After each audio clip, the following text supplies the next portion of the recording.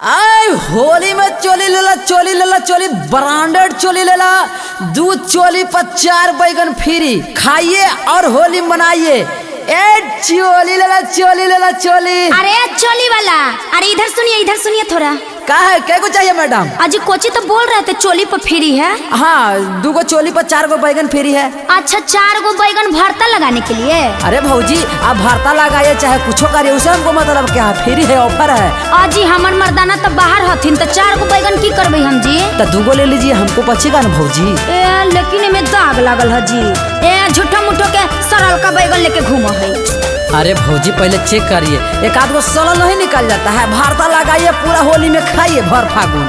अच्छा और का बेच रहे हैं तनी दिखाइए तो।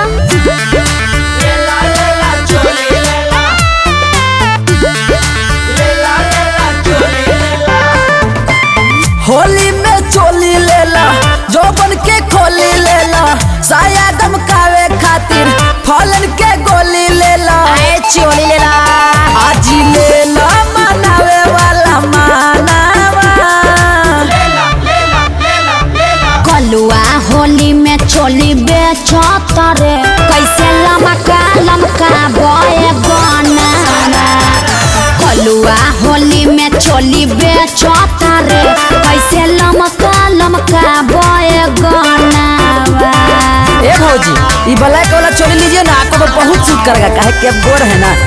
कमेंट कीजिएगा तो मारेंगे थप्पड़। बेचना है तो चुपचाप बेचिए, हल्ला मत कीजिए। भौजी बुरा नहीं मानिए, होली है ना। अरे हम लोग बेचे वाला को भी थोड़ा सा इंटरेस्ट लेने दीजिए।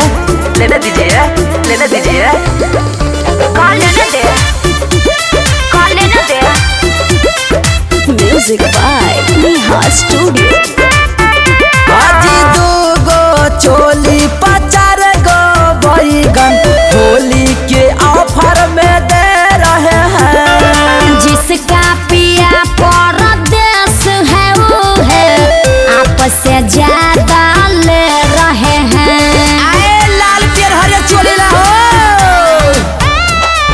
2 चोली पर 4 बैगन होली के ऑफर में दे रहे हैं। जिसका पिया परदेश है वो है आपस से ज्यादा ले रहे हैं, समझे? पिया बारे तोहार लुधियाना।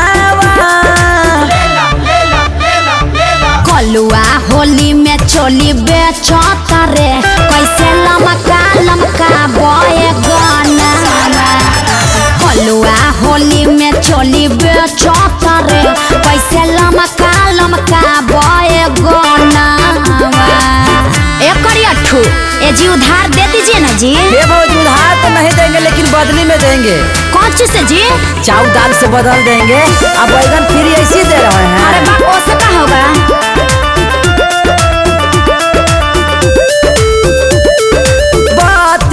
चाहे 36 लेला। कोई न कोनो झमेला हो। पिंटू विद्या रथी दे दाम उधारे, ओम पर आकाश अकेला हो। सकेत होता बिलडर दोसर देखा दो। 32 चाहे 36 लेला, होखी न कोनो झमेला हो। पिंटू विद्या रथी दे दाम उधारे, ओम प्रकाश अकेला हो। अरे सोचत का बड़ा बाबा रांडे डा छोड़ी नसियानावा। कलुआ होली में चोली बेचत रे, कैसे लमका बॉय गाना। कलुआ होली में चोली बेचत रे, कैसे